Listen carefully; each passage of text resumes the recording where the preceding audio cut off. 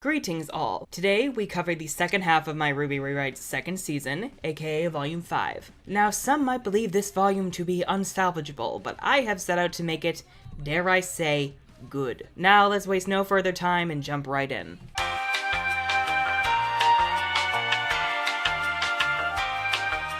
We start the episode much like the original Volume 5, with Qrow taking Team Ranger on a proper tour of Mistral, minus the weird 2D matte paintings of course. With Qrow feeling better, they're finally ready to go around the city and meet with Professor Lionheart at Haven Academy, which is situated at the very top of the city. The school is empty, which isn't that odd at first, since by now it's early January, and the school year for the academies doesn't start till February. However, there should still be some professors or some sort of security detail on campus, of which there are none. Qrow senses something is wrong, and cue the introduction of everyone's favorite cowardly lion, Leonardo Lionheart, headmaster of Haven Academy. And yes, don't you worry, we will be touching on why he's the headmaster of a still kinda racist country. This conversation is an abridged version of the canon one, cutting the fat of the useless dialogue, weirdly long pauses, and repeated exposition we've already heard. Basically, this spring maiden, named Vernal Catlia, was a student of Haven nearly a decade ago, but according to Lionheart, she fled due to being unable to handle the burden of her duties, and hasn't been seen since. Qrow, however, says she's with the Bronwyn tribe, and has their exact current location. Qrow wants Leo's help in mounting a task force of huntsmen to get Vernal so they can get the Relic of Knowledge and leave. Leo tries to postpone this by a few weeks, much to Qrow's dismay, with Leo citing that Mistral is still reeling from the fall of Beacon, and given his very tense relationship with the rest of the Mistral Council, it will be next to impossible to get them to even consider helping in the matter, especially since the Council knows nothing of the maidens. After Qrow and Ranger leave, Lionheart enters the secret chamber where Watts and the Seer Grim await. We get the conversation with Salem from Dread in the Air, where Salem amends her plans. Originally, she was going to have Hazel and Adam meet with Mistral's branch of the White Fang, but now the focus is on getting the relic and destroying Haven Academy. Cinder battles Team RWBY as hallucinations created by Emerald as part of her training, and though she's much stronger and can now speak, she's incredibly violent and bloodthirsty now, essentially becoming a sadist. Salem tells Cinder to go with Emerald and Mercury to meet with Watts, where they'll convince Raven to hand over Spring so they can get the relic, after which Hazel and Adam will lead the Fang in destroying Haven, and Watts will return to Salem's domain to begin their plans for taking down Atlas next. That's right when Tyrion walks in crying over his failure. Right as Cinder, Emerald, and Mercury leave, Cinder not even flinching at Tyrion's pain and screams, Salem begins her punishment for Tyrion, which of course is off screen because the imagination is a far more horrific tool. Qrow, dissatisfied, tells Ranger to just go back to the house while he gets a drink. Team Ranger does in fact go back to the house, but they're all bored because, believe it or not, sitting on your ass doing nothing for the plot for 10 episodes is actually kinda boring and lackluster. Ren and Nora say they're going for a walk, but Ruby and Jean decide to follow them. Ren and Nora go on a cute little date through Mistral with the acoustic version of Boot playing, ending with Ren revealing Ruby and Jean and Nora cackling, after which the two confirm they are indeed now a thing. In the words of Ruby, "It's about fucking time!" Deciding to learn more about Mistralian culture, Team Ranger heads to a museum where we see legends about the emperors of Mistral's golden era. Some people recognize Jean, Ren, and Nora as Pyrrha Nikos teammates, but when the tension mounts, Professor Lionheart escorts them to a quieter place, during which we hear the people throw anti-faunist slurs at him. Lionheart takes the kids to a popular tea shop where he reveals he was only made Haven's headmaster as a quote-unquote diversity effort by the Mistral Council to work towards faunist acceptance in the region. Leo was only appointed by a slight majority vote, leading to much of the council, and nearly half the people of Mistral, to despise him. The owners of the shop, some original characters Rainey and I created, pop up to ask them how the tea is, their leader Cherry Shire scaring Ruby in the process, causing Ruby to spill her tea onto Watts' suit. Watts is nonchalant about this meeting,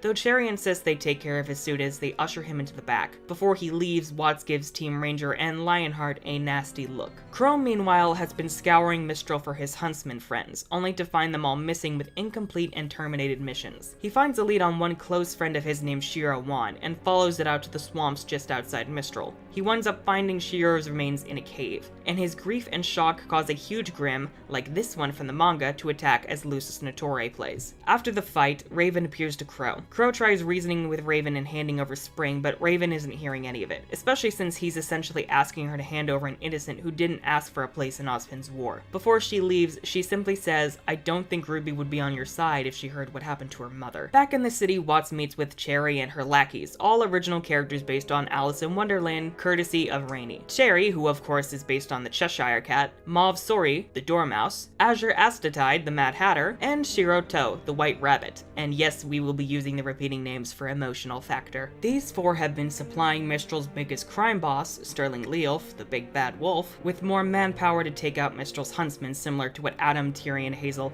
and Cinder during Volume 1 had been doing in Vale. Cherry's group were students from Shade Academy, but in the Fall of Beacon's aftermath, Shade would be swamped in making sure Vacchio didn't get any more chaotic than it normally was, leaving Cherry and her team to flee to Mistral where they believed it was safe. Sterling promised them shelter, and in the process, they got wrapped up in Salem's scheme. Crow goes to the bar to get an actual drink, during which Oscar approaches him. Now keep in mind, we have not seen Oscar up until this point, so he's very much new to the audience here. He says, "I'd like my cane back, Crow." And Crow, realizing what he means immediately, says, "It's good to see you again, Oz," as he tosses Oscar the cane. Crow believes that with Oz back, they might just now have a chance, and that's when we get this core's intro, The Triumph.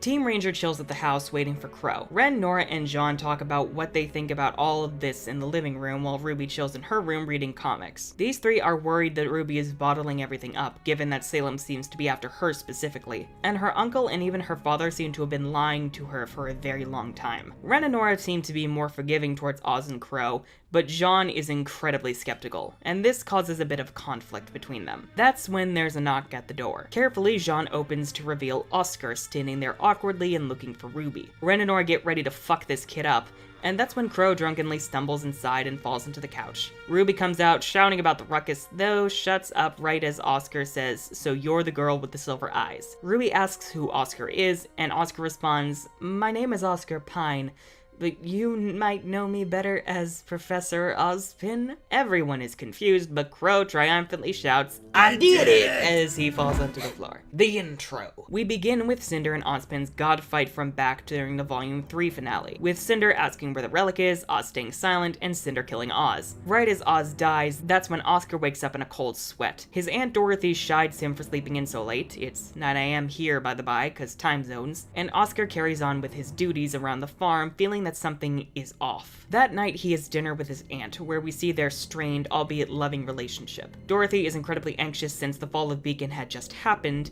and no one has heard anything from Vale regarding what's happened. She nearly mentions Oscar's parents before stopping herself, and Oscar carries off to bed. That night, Oscar has a strange dream of himself facing off against Salem, albeit from Ozpin's perspective. Of course, we see a nightmarish Salem, giving us a rough idea of just how powerful and terrifying she can be. Oscar wakes up as Salem delivers her final threat, promising to destroy him. Then, just as he calms down, freaks out as he hears Ozpin in his mind say, "Had a bad dream." A couple weeks pass as Oscar notices that the livestock has disappeared. Ozpin tries to warn Oscar not to investigate, but Oscar refuses to listen and assumes he's just stressed. He follows the tracks into the forest, only to find himself lured into a trap set by a pack of Beowulfs led by their alpha leader. Oscar is terrified, and Ozpin forcibly takes over to save Oscar's life as he takes down the Grim with relative ease, albeit stumbling here and there because this is a new body. Oscar is badly hurt, but Ozpin unlocks Oscar's aura to heal him, trying to win over Oscar's trust, but given that Oz just possessed him, that's gonna be a little tough. That night, Oscar is in a full-on debate with Ozpin, similar to what we saw in the episode Punished. Ozpin, however, reveals his trump card.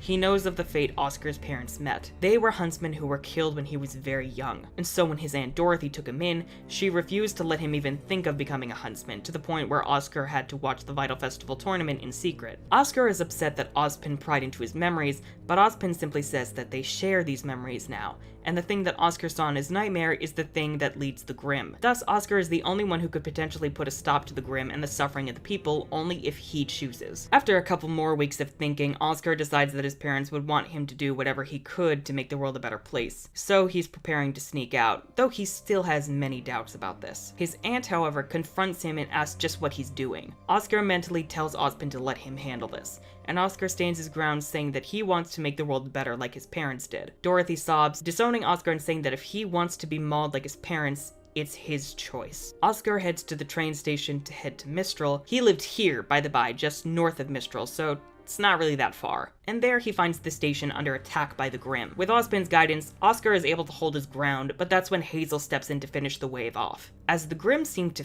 fear him, the conductor thanks the two for their efforts and decides to let them board the train for free in first class, though Ozpin warns Oscar not to trust or speak to Hazel. On the train ride, Hazel is mostly quiet till he breaks the silence, asking Oscar why he's alone. Oscar, thinking up an excuse on the spot, says he wants to become a huntsman at Haven after what he saw went down in Vale, and Hazel scoffs, saying that it's a suicide mission. As the train reaches Mistral, Hazel tells Oscar to rethink his choice and what his potential death could do to his loved ones. Afterwards, Oz tells Crow to check one specific bar in Mistral, and of course, that's where he finds Crow. Though we don't repeat that scene, because we don't do that here. That's dumb. We cut to the present where Oscar has just finished telling Team Ranger his story, which has allowed Crow to mostly sober up, because repeating an entire 2-minute scene is stupid, right? Similar to what we saw in Unforeseen Complications, Ozpin speaks through Oscar and gives the kids a Spark Notes version of what Salem is, and how Ozpin has reincarnated for eons to battle her. The team is suspicious of Lionheart's actions, and so they decide to keep Oz's latest reincarnation a secret. And so, while Crow continues searching for Huntsman, along with any of Salem's underlings present in Mistral that might be responsible for most of their disappearances,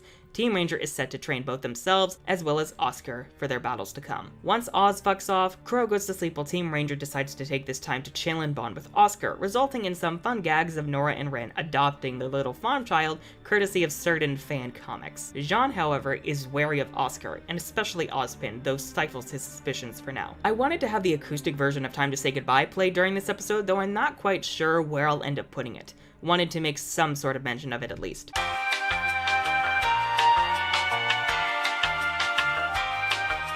Weiss talks to the pilot as they pass through Odin's domain, a little mountain range in Anima around here. There's a lot of storms around here, so there's quite a bit of turbulence. During this, they pick up a signal from airships over Lake Matsu being attacked by a swarm of Lancer Grimm. The pilot charts a new course to Mistral to avoid this, and when Weiss asks why they aren't helping them, the pilot simply says that Weiss really doesn't know how the real world or even basic survival work. Weiss, of course, is pissed, though she's about to learn the hard way that you just cannot save everyone. The intro! Later, over Lake Matsu, the ship passes some floating islands filled with gravity dust. That's when, like Dread in the Air, the ships they picked up on earlier go BOOM!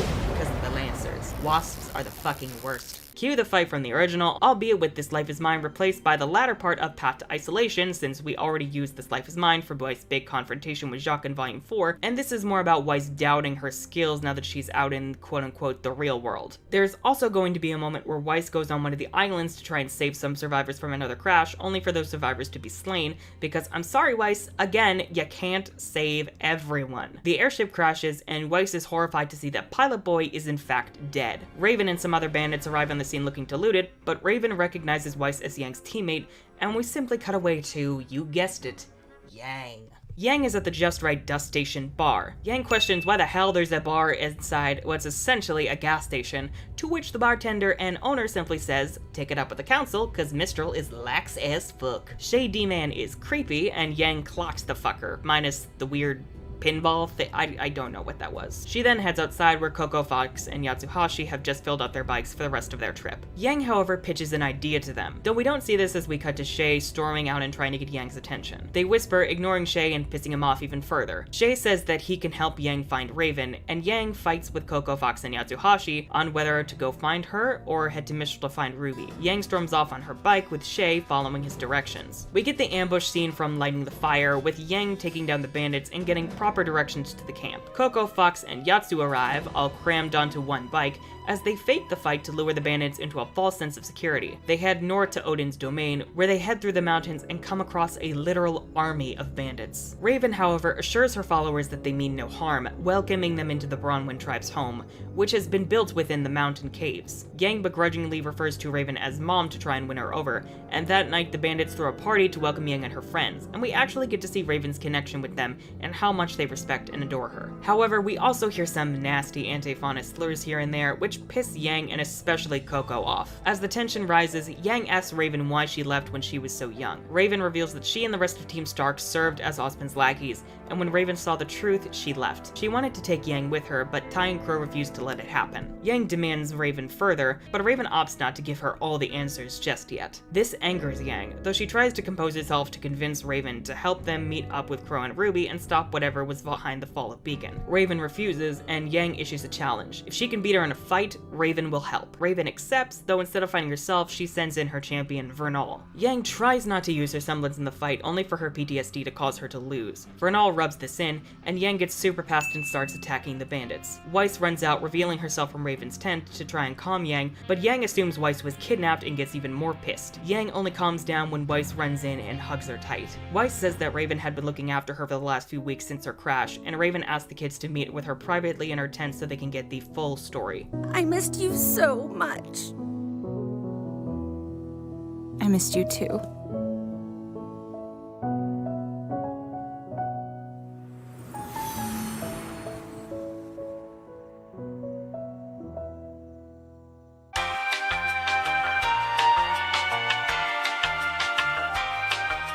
The episode opens in the Kowali Desert within Menagerie's mainland, where Blake, Gira, Kali, Sun, and Velvet are wandering exhausted from the heat. Sun gives a quick recap of the situation, complaining about it, and Blake asserts that they have to keep their heads up and find shelter so they can figure out what to do next. Everyone is surprised that Blake is taking the lead, though optimistic that she's finally getting her shit together. The intro. Upon reaching the Fellerena rainforest, we get to see Blake and co deal with some exotic remnant wildlife that isn't grim. What exactly? I don't know, we're gonna have to see what Rainey comes up with while she's drunk. But anyway, they set up shelter at the base of a hill near a river, with Blake and Velvet showing off just how much they'd learned in their survival classes.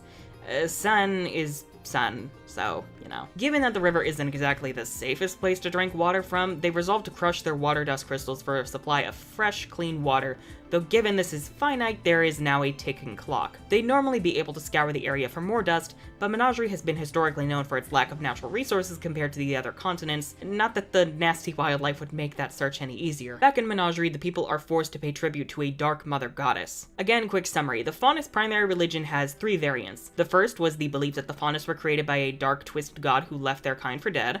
The second was that the mother goddess was kind and viewed Faunus as beautiful. And the third, practiced by Corsic and Fennec, says that the Faunus creator wants them to take the place of humanity through violence. The people of Kuokuwana, who normally believed in the second variant, albeit not very strongly, are now forced to pay homage to the third variant. Adam wants to publicly execute Saber, the captain of the guards who allowed Blake and her family to escape, but Ilya, not wanting to spill the blood of her own kind, convinces him to wait until he has Blake so he can make her suffer further.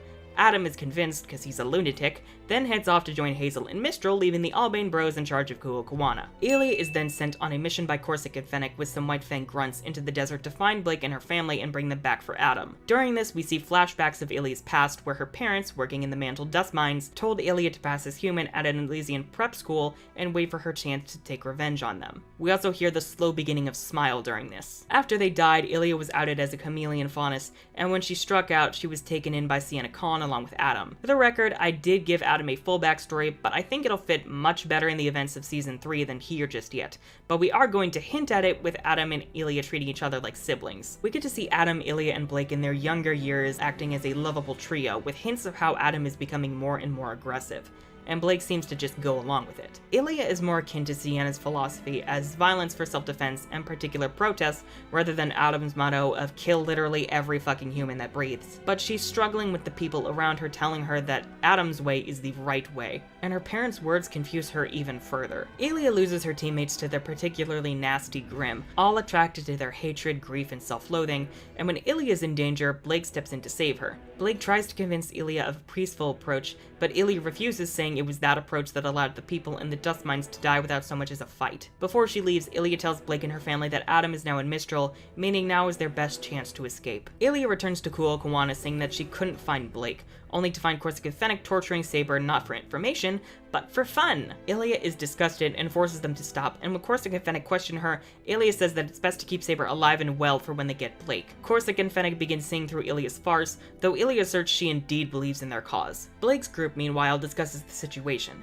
They believe Adam must be going with Hazel to destroy Haven just like they did Beacon for whoever Salem is, and they resolve to stop this and take back the White Fang. The first step for this will be to take back Kuokuwana, and right on cue, a member of the White Fang who survived arrives, and guess what? It's everyone's favorite underused character, Mata. This is a relatively recent addition, but basically the White Fang has been conscripting the Kuokuwana residents into the organization, including Mata, who hated this given his brother is already in Adam's faction. However, Mata knew that Blake would be key in stopping this all, and so he sought them out, and now he can serve as a messenger for their plan.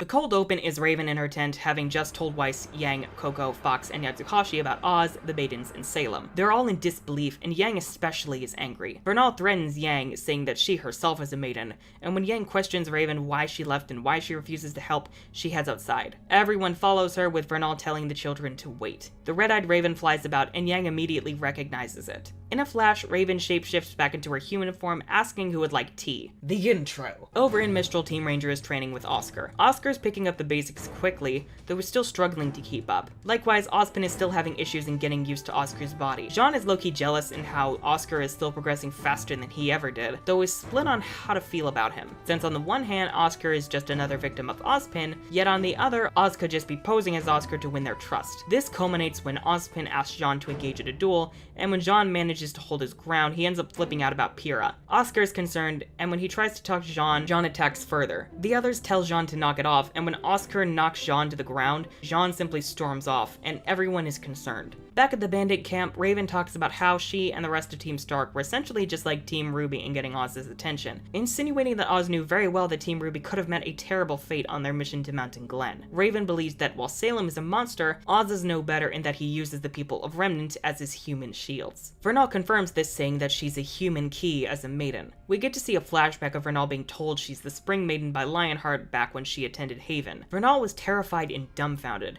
and in her training she struggled to use her powers at all. Only when a red-eyed Raven was around did her powers ever seem to manifest. One night, Vernal follows the red-eyed Raven and witnesses her transform into a human bitch Raven. Raven tells Vernal that Oz isn't to be trusted and that the path she's currently on leads only to doom. Vernal thinks about this, though when she returns, Tyrion is present, having been sent by Salem to oversee her and Lionheart securing the Relic of Knowledge. Raven busts in to save Vernal, and we get a fight with Raven and Vernal against Lionheart and Tyrion. Raven and Vernal escape, and seeing what could have happened, Vernal agrees to join the Bronwyn tribe. In the present, one of the tribesmen rushes in panicked, saying that 4 strangers, including one with terrifying power, arrived demanding to speak with Raven, and they've already killed the guards manning the door. Raven is terrified at the loss, as well as the fact that Salem's forces have finally arrived. She puts on her mask and tells the children to wait as she deals with this. Cinder, Emerald, Mercury, and Watts have arrived, demanding that Raven hand over the Spring Maiden if she'd like to survive. As Cinder asks for Spring, Vernal exits the tent and displays her power over Earth and nature.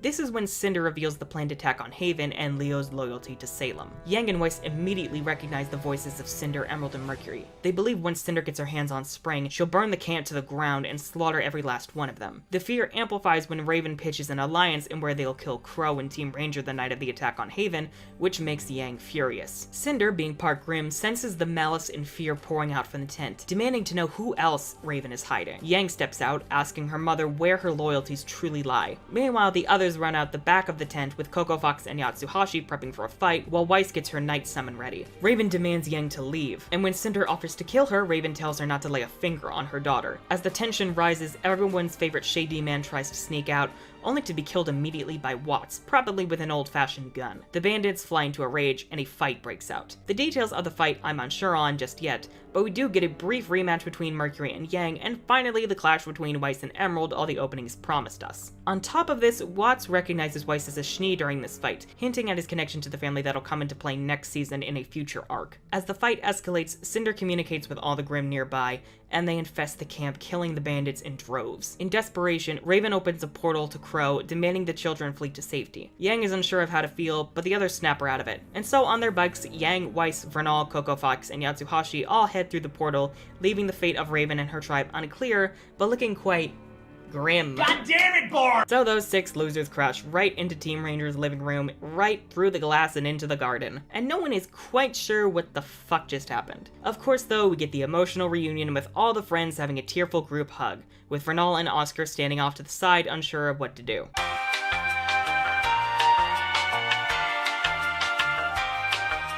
Our cold open is everyone having just been caught up on everything. For a recap of who's present, we have Oscar/Ozpin, Drunkle Crow, Team Ruby minus Catgirl, Team Juniper minus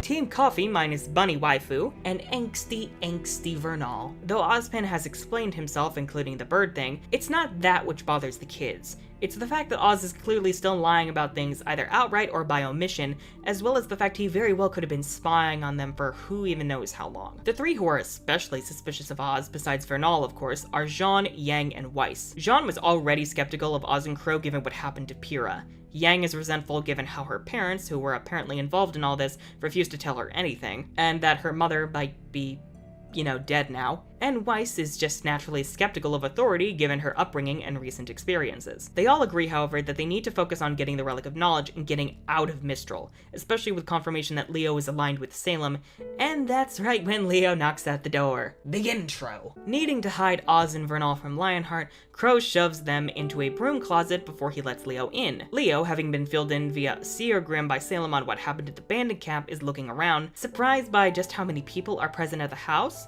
along with the fact that, there are broken bikes and broken glass right through the goddamn garden. Crow simply says that there's some old friend of Ruby's, and they got a little bit carried away in the reunion. And after some brief introductions, Leo's finally convinced to leave, with Crow saying that they will talk about everything the next day. While waiting in the closet, Oscar is incredibly nervous about Vernal, with Vernal still bitter towards Ozpin. Ozpin takes over to apologize to Vernal, though Vernal says she's not surprised Oz would ruin the life of an innocent child for his own agenda. Once Leo leaves, she's grateful to get away from Oz, and Oscar isn't sure how to feel. With that, Crow decides that tomorrow morning they're all going to train further. Afterwards, he'll go meet with Leo, then investigate the disappearances of the Mystralian huntsmen, just to see who else Salem has in her faction within the city. He calls it a night, and Ruby tries to pitch the idea of a huge sleepover so everyone can get reacquainted in the living room. Vernal's immediately put off, and Yang simply says she'd prefer to be alone for now, disappointing and worrying Ruby. The next morning, Ruby goes outside to chill. Yang approaches, seeming to be in better spirits. Weiss arrives with coffee, and they all agree it's a miracle they all wound up together after what's happened. However, when Ruby mentions her concern over Blake, Yang gets upset, and upon further questioning, she goes back inside. Later, everyone trains outside. Ruby is amazed by Weiss' summons, though Weiss relents it takes her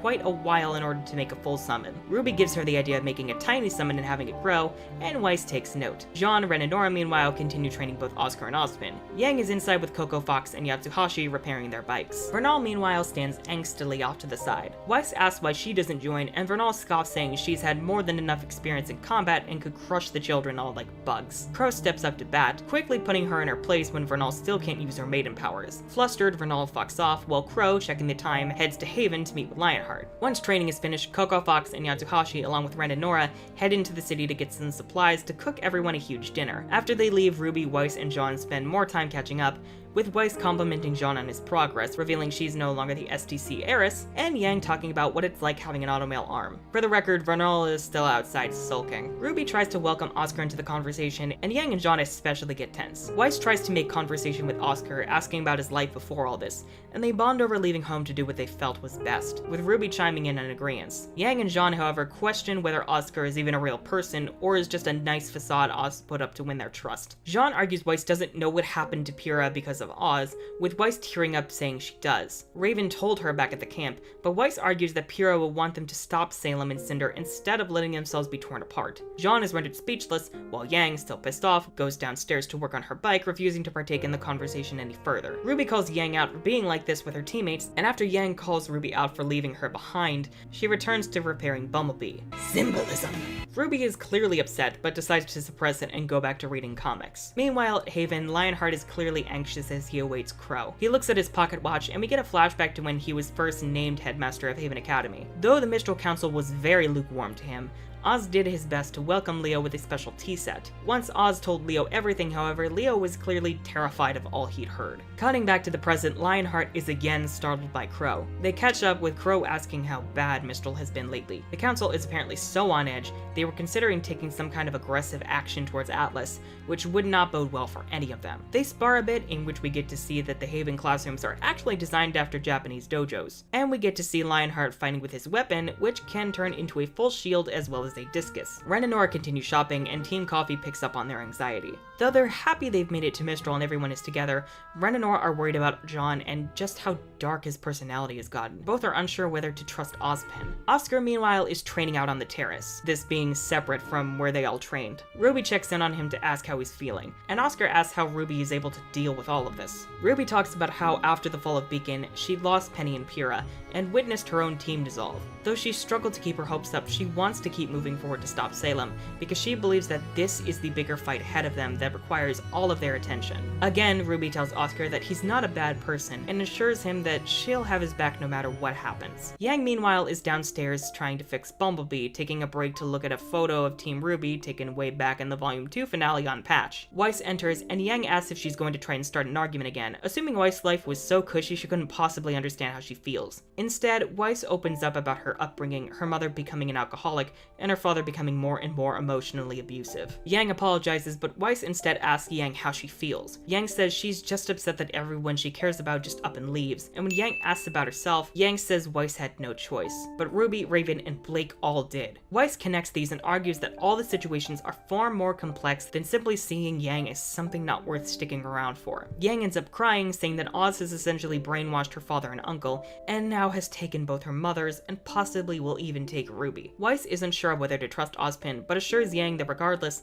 Salem still needs to be stopped. When she asks about Blake, however, Yang reveals that she promised to protect Blake from Adam and hates herself for not being able to stop him. She's even worried that Adam has found Blake and has killed her already, but Weiss has a gut feeling that Blake is still out there and she'll be back when she's ready. Crow leaves Haven, and almost immediately Salem approaches Leo in the Seer, promising that if Ozpin and his children get the Relic of Knowledge, she will make sure that Leo is held accountable. We then get a flashback of Lionheart attempting to be brave, going on a mission to find the then Spring Maiden with a young Team Stark, where they're up against Tyrion and a horde of Grimm. Raven reports that Spring escaped, and after Team Stark returns to Beacon, Tyrion reveals himself to Lionheart and threatens his life. That's when the Seer approaches, where Salem asks Leo if he'd like the chance to change the world. Out of fear, Leo agrees, and in the present, Lionheart is frustrated with himself over his choice. Crow, meanwhile, looks around the shady side of town when he's approached by Heather Shields, one of the missing huntresses. She's in terrible shape, shaking in fear with her aura broken. A shrill laughter comes out of nowhere as someone stabs Heather through the chest, leaving her to die. Crow fights the invisible foe, managing to catch a glimpse of her true face, Cherry Shire from the tea shop in the first episode. Cherry escapes, and Crow is visibly full of grief. Cherry returns to the tea shop where she reveals Crow has seen her face as she was killing one of the huntresses. That's when their leader, Sterling Leolf, the big bad wolf crime boss of Mistral, suggests they erase any traces of themselves before they can be found out.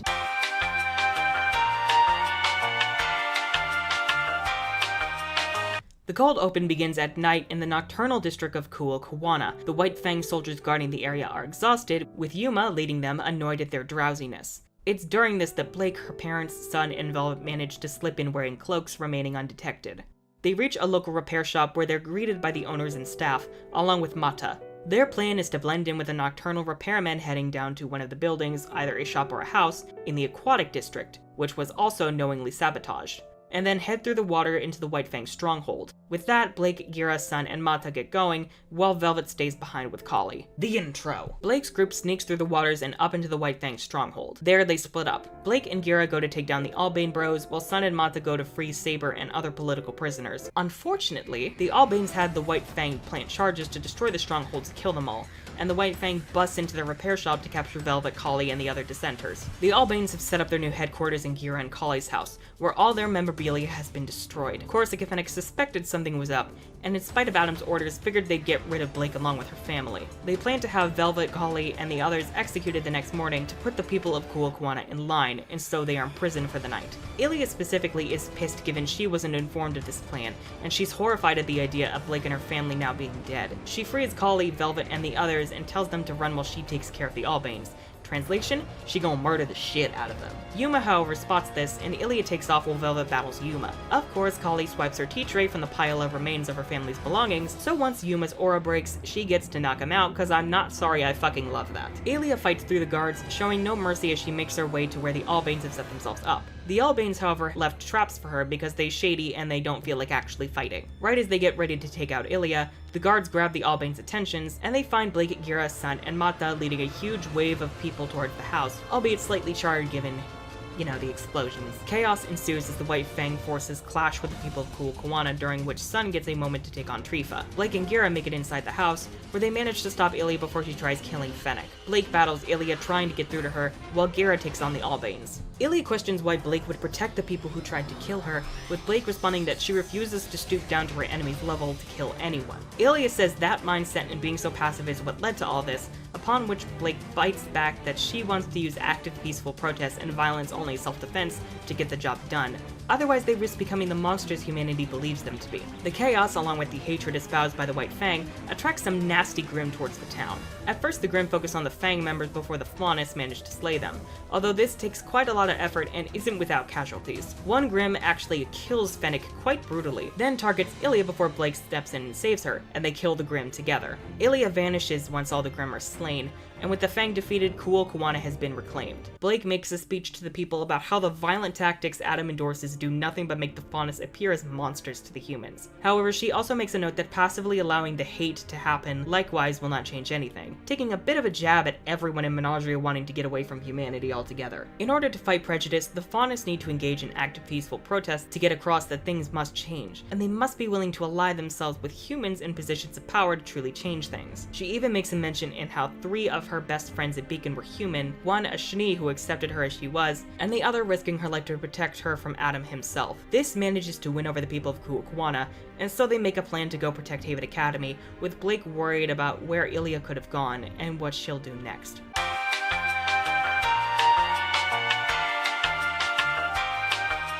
Everyone is gathered in the living room where Crow reveals what he's learned. Salem has enlisted the local crime rings of Mistral to take out the huntsmen in the area to make attacking Haven even easier. The ringleader is Sterling the Elf. He's basically Mistral's answer to Roman, though as far for his personality and weapons, and whether he actually is a wolf faunus, those are still being ironed out. But we do have this crack idea that he could have been Roman's ex. Anyways, Crow wants to get the relic and leave Mistral, but he wants to take out any of Salem's forces to try and keep Haven from being destroyed, and so he fills everyone in on the plan. The intro. Ruby and Vernal head to the tea shop from the first episode of the volume where Cherry and her group were first seen. The shop, however, appears closed. They enter where Vernal isn't too sure on being there, with Ruby assuring her that everything will be fine. Everything is not fine, however, as Cherry and her group attack and capture Ruby and Vernal, who don't seem to put up that much of a fight. They take the two underground into the mountains in which the city was built, where Sterling and his cronies have set up their lair. There, Ruby sees that Neo is with them, and she tries to convince Neo to turn against Salem,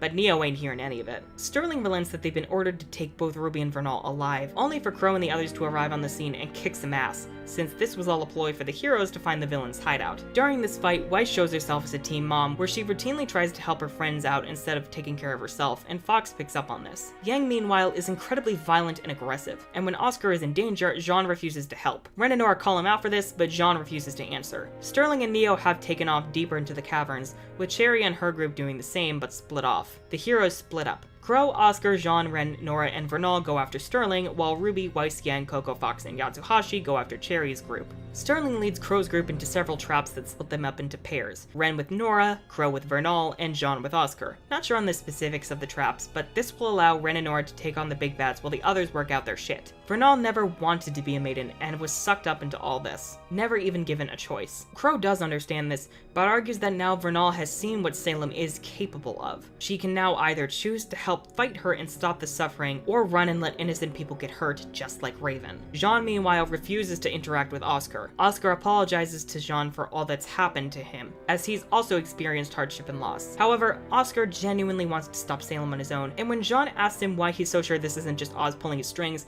Oscar reveals that his parents would want him to stop Salem if they were still alive. This shuts Jean right up, but they manage to find the exit and form a truce for the time being. Ren and Nora get fucked up by Sterling and Neo, but once the others catch up, Sterling and Neo manage to escape as they cause a cave-in. Meanwhile, Ruby's group splits up to go after the different members of Cherry's group. Again, to round them up, Cherry is the leader and is based on the Cheshire Cat, Azure is the Mad Hatter, Mauve is the Sleepy Dormouse, and Shiro is the White Rabbit. Mauve is asleep, so they split up into twos to catch the others. Ruby and Coco go after Shiro, Weiss and Fox go after Azure, and Yang and Yatsuhashi go after Cherry. Weiss makes a sacrificial move like she did in her fight way back in Volume 3 against Flint, and Fox calls her out on this, saying she needs to focus on herself in a fight if she wants the most people to walk away alive. If she keeps worrying about the others, she'll get hurt, making the others worry and throwing them off their game. Ruby, meanwhile, is trying to convince Shiro that this isn't the right path. While Shiro agrees, she argues that her and her teammates have gone too far to come back now.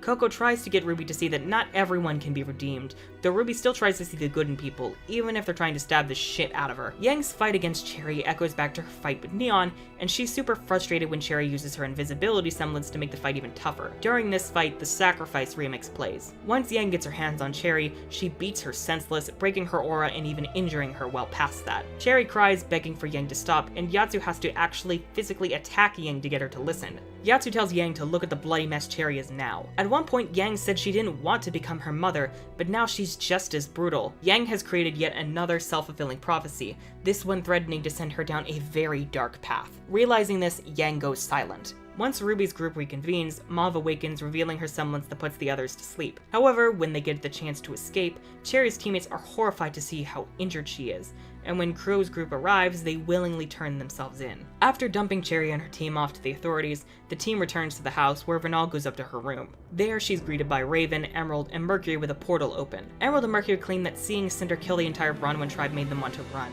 Raven promises Vernal that they'll be able to escape Salem for good, but they need to leave immediately. Vernal ponders, then chooses to follow them into the portal, only to find Cinder, Watts, Hazel, Lionheart, and Ada waiting right on the other side in Lionheart's office as the portal shuts behind her. Now during all of this, Blake has also gotten her own plot this episode, albeit much smaller and less focused on action. As for when specifically it's cut to, I'm not too sure yet, but I figured it'd be best right now to tackle these plots separately. So Blake, her parents, Sun, and Velvet, and most of the faunus from Kuokuwana have arrived in Mistral to try and warn the authorities of what's going to happen in Haven, only to get a not so warm welcome from either the people or the authorities. The specifics on this plot I'm not sure of yet, but it basically goes that the Mistralian authorities believe the Mistral Brotherhood is planning to attack Haven rather than just Adam's splinter cell. It's then Ilya arrives with proof that Adam is acting on his own, along with the Mistral Brotherhood's high leader. Now admittedly, I have not yet created a character to fill in this space. Initially, I wanted to base them on a character from the Jungle Book, however the two main options, King Louie and Ka the Snake, were already taken since I've likened Sun to Louie, and upon further reflection, you could argue Corsica Fennec fill Ka's role in being manipulators. So, yeah, sorry. The authorities begrudgingly agreed to keep an eye out for anything going on around the Haven campus, but when they move to arrest Ilya, Blake convinces them to give Ilya a chance to prove herself in stopping Adam.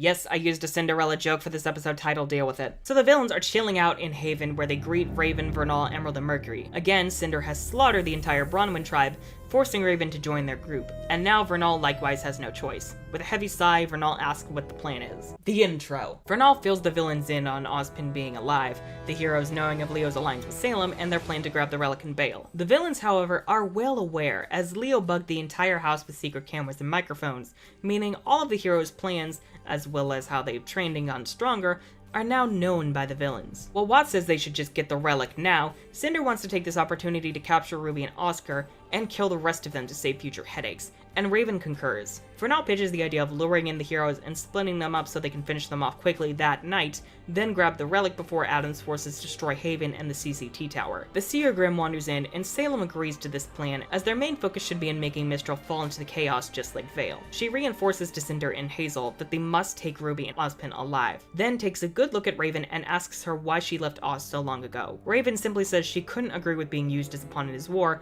and Salem agrees, saying that she does indeed have Raven's best interests at heart. Watts leaves to return to Salem's domain to make Tyrion's new stinger, as well as to help Salem strategize their plans in taking down Atlas. Vernal is returned to the heroes, where they welcome her to a party celebrating their takedown of Salem's forces in Mistral. Vernal contemplates the choices she's made, but refuses to fill the heroes in on the villains' plans consistently. Meanwhile, Cinder decides to take an evening stroll of the city with Emerald and Mercury, leaving Hazel, Leo, and Adam to keep an eye on Raven until the plan that night. During Cinder's stroll, we get full flashbacks of her past, and as I've said before, she's a descendant of Mistral's emperors and wants to regain that divine power for herself. Cinder's mother died in childbirth, while her father died young.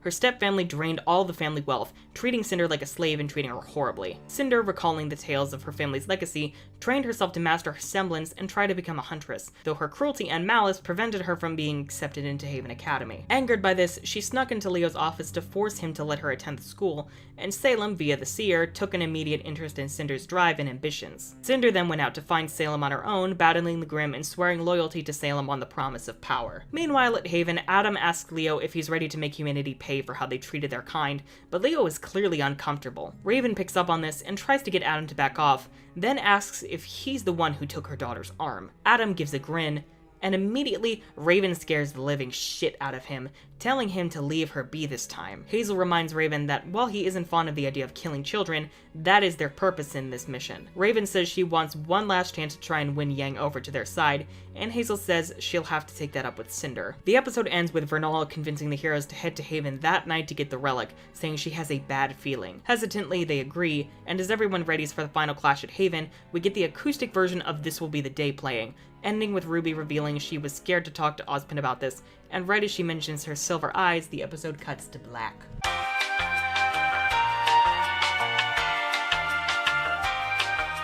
Since this is the beginning of the Season 2 finale, there's no cold open here. We have the intro, then get right into the episode. There's no dialogue as the music ominously builds with the heroes entering the Haven campus. Crow, Ruby, Oscar, and Vernal head into the main atrium. Yang, Weiss, Coco, and Fox, meanwhile, enter the main building's left wing, the dining hall, to keep their eyes out for Leo or anything else suspicious. And Jean, Ren, Nora, and Yatsuhashi do the same in the right wing, the arena. Lionheart startles Crow's group, asking what they're doing at the school so late unannounced. Vernal immediately threatens Lionheart's life over what he tried to do to her so many years ago. That's when Crow shoots Raven's bird form. Raven assumes her human form and removes her mask. Ruby tries to convince Raven to join their side, appealing to Vernal and Lionheart as well, only for Raven to open a portal through which Cinder throws a fireball and reveals herself. Meanwhile, in the dining hall, Yang is approached by Ruby, which throws her off since this wasn't part of the plan. Immediately, Weiss saves her, revealing Ruby was just a hallucination. Emerald and Mercury approach, but Adam pushes himself forward, saying he has unfinished business with Yang, also taking joy in the fact that he'll also get to kill a Schnee tonight, one that Raja cares about. Over in the arena, Jean, Ren, Nora, and Yatsuhashi are approached by Sterling, Neo, and Hazel. Not sure on the specifics of this fight yet, but during their clash, Hazel tries to convince Jean to turn against Ozpin given their shared hatred of him and what he's taken from them, but Jean refuses to let this grief turn him to work for someone like Salem, whose forces kill the innocent without a second thought. Back in the dining hall, Coco and Fox fight Emerald and Mercury, with Coco happy to get a chance for a rematch, while Yang and Weiss fight Adam. Yang is super stressed during this fight, and when Weiss rushes in to save Yang, she winds up getting fatally stabbed. Adam prepares to finish them off, but then remembering what Raven told him, decides to meet with his White Fang forces outside and setting up the charge to destroy the CCT tower and campus. And so Coco and Yang fight Emerald and Mercury while Fox takes Weiss aside to try and take care of her wound. There's also a moment where Yang gets a glimpse of Mercury's robot legs, and it seriously throws her off. While all that is going on, Crow takes on Raven, Ruby takes on Cinder, and Oscar takes on Lionheart. Like Ruby and Weiss had discussed, Weiss created a tiny night summon for Ruby in case anything went wrong, and so she releases it and grows it very large, so it takes care of Vernal. Ruby recalls that Oz told her earlier that the power of these silver eyes is comparable to the power of the maidens, and that they're induced by moments of intense stress and emotion. Ruby tries to harness these powers, getting a very bad feeling when Weiss' night summon randomly fades away, and her powers fully run loose when Fox bursts in with the injured Weiss. Ruby passes out from her powers going out of control, while Cinder is incredibly weakened. It's in this moment on Raven's orders Leo opens the path to the vault beneath the statue, and Cinder, Raven, and Vernal head down. Right before then, however, Cinder creates a pool of ichor in the center of the room, which infinitely spawns Grimm. As she, Raven, and Vernal head down into the vault, Cinder messages Hazel on the updated plan, and so he enters the lobby, entering Hulk mode with his dust crystals as Jean follows. Hazel goes after Oscar primarily, simply saying you killed her while making a mention of Mountain Glen. Oscar is confused, but before we get any further answers, Ozpin forcefully takes control. Outside, Adam is confronted by Blake's forces, including the Faunus army from Menagerie, the Mistral Brotherhood, the Mistralian police force, and the students of Haven Academy, including Team Season and Auburn. With Ilya having defused all the charges on the CCT tower, a huge fight outside ensues. Upon seeing the authorities, Emerald and Mercury rush into the lobby to try and find Cinder, only to find she's gone, while Sterling and Neo just completely bail. Yang manages to wake Ruby up, upon which she, Yang, and Fox fight Emerald and Mercury. Crow, Ren, Nora, Yatsuhashi, and Ozpin all battle Hazel, all while Coco protects Jean from Grimm as he tends to Weiss. In his stress, Jean unlocks his semblance, which I want to clarify is not healing. Jean's semblance is simply aura amplification. Healing is an indirect effect of this, and trust me that there will be much more to this power down the road than just healing. Anyways, Nora breaks Hazel right through the wall, and a fully recovered Weiss impales him with the stinger of the Lancer Queen summon. Blake notices this and makes eye contact with Yang, and that's when Yang, unprompted, jumps into the vault, much to everyone's protests. Though here, Ruby tackles Emerald while Yang's automail arm sends Mercury flying into the wall like it did Nora in Rest and Resolutions. During all of this madness, Cinder, Raven, and Vernal make their way towards the door to the spring vault way underground. Right as Cinder reveals her grim arm to kill Vernal, however, All Things Must Die plays in full as Raven reveals herself as the true Spring Maiden. There's no dialogue or sound effects here, just the song playing as the fight goes crazy. And since Spring and Fall have completely different powers, assume Rainy is gonna go nuts with the Battle of the Bitches. Cinder simply vanishes rather than being frozen and falling. Closing the dead Vernal's eyes, Raven approaches the vault and opens the door right as Yang drops down.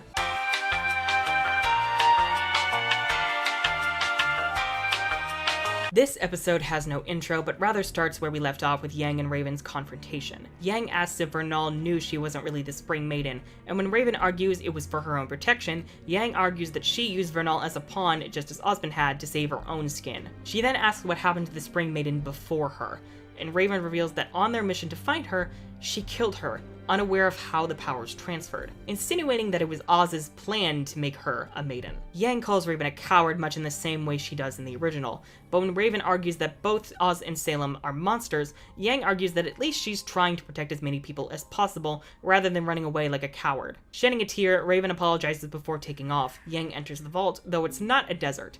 Here, since it's a spring vault, it's a stone path surrounded by cherry blossom trees leading to the Relic of Knowledge. Taking the relic, Yang cries to herself. Outside, the fight between Blake and Adam's forces continues, though it's clear Blake's side is winning. Blake and Sun have a full-fledged fight with Adam, and Adam runs off into the gardens nearby. Sun gives chase despite Blake's protests, and when Adam tries to kill him, Blake stops Adam, and the two are joined by Gira, Velvet, and Ilya. There's actually a really sweet moment where Adam calls them all traitors, and Ilya knocks off his mask, slightly cracking it, saying, "The only traitor I see here is the coward hiding his face." Scrambling to grab his mask, Adam flees the campus with several police going after him. As the White Fang forces begin to wane out, Blake, her parents, Velvet, and Team Season join in on the chaos in the lobby, where the heroes are battling Hazel, Lionheart, Emerald, and Mercury, and the still infinitely spawning Grimm. I'm gonna be vague here again since I give Rainy full freedom on the fights, but the second part of the triumph plays here, and on the line it's not destiny. Velvet mimics Pyrrha's weapons because emotions. Knowing Yang full well needs backup, Blake grabs Yang's arm as Ruby uses her semblance to take herself, Blake, and Weiss flying down the vault entrance, cackling along the way because she's Ruby. Lionheart, whose aura is broken, flees to his office to gather his belongings to escape, only to have his escape blocked by the Seer Grimm. Without a word, it slaughters him, with Salem sad she had to ruin such a nice mahogany desk and tea set in the process. Ooh, random idea I just had while recording. Maybe Leo can throw the tea set at the Seer to buy himself time, symbolizing that he doesn't care about the people around him when he gets to save himself. Symbolism! Yay. Ruby, Weiss, and Blake approach the vault, with Ruby and Weiss trying to fill Blake in on everything that's happened. Blake is anxious to approach Yang, but they enter where they find Yang still crying with the relic in her hand. Everyone is tense and silent, and right on cue, Cinder comments on how she's going to enjoy roasting them all. She burns the bird feather Raven left behind, as well as all the cherry blossom trees here, and a huge fight ensues. The fight is set to Armed and Ready, and notable moments include, but are not limited to, Blake tossing Yang her Automel arm, and Weiss summoning the full Armagigas. Crescent Rose breaks, and Ruby struggles to release her silver eye powers. In a flash, Cinder's aura is broken as a strange slash passes over her, and Raven's mask is left behind. This allows Team Ruby to weaken Cinder, and they manage to freeze her and Cinder falling into the abyss below, with the last thing she sees being Emerald, who dropped down trying to help her. Emerald is distraught but silent. Team Ruby looks back upon Vernal's corpse and disappears in a flurry of flower petals. Taking the relic, Emerald, and Raven's mask up with them, Team Ruby witnesses that the Ichor pool along with all the Grimm have vanished, and the villains have been completely overwhelmed. That's when Emerald goes crazy, and out of fear and grief, creates a horrific hallucination of Salem. And since we try to avoid showing Salem's face, this is the first time since the Volume 3 finale we actually see her face. Everyone is shocked, though Hazel, Emerald, and Mercury are taken into custody. Crow asks what happened, and Yang hides the fact of Raven being the Spring Maiden. Exhausted, she hands the relic off to Crow, then hits the floor.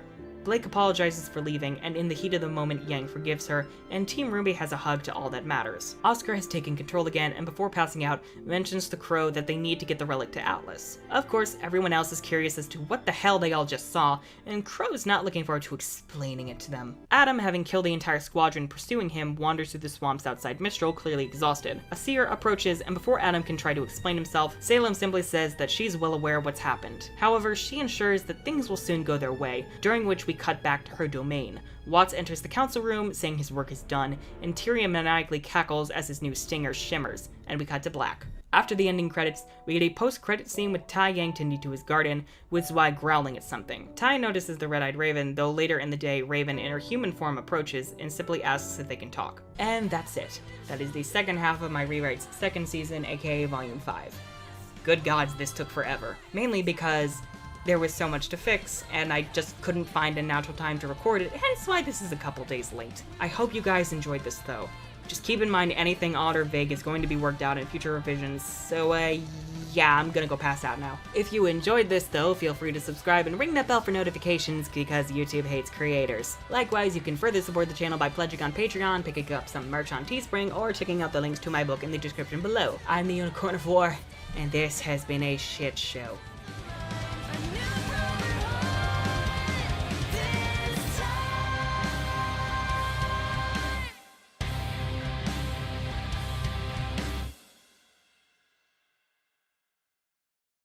Salem only uses people until they are no longer No, God!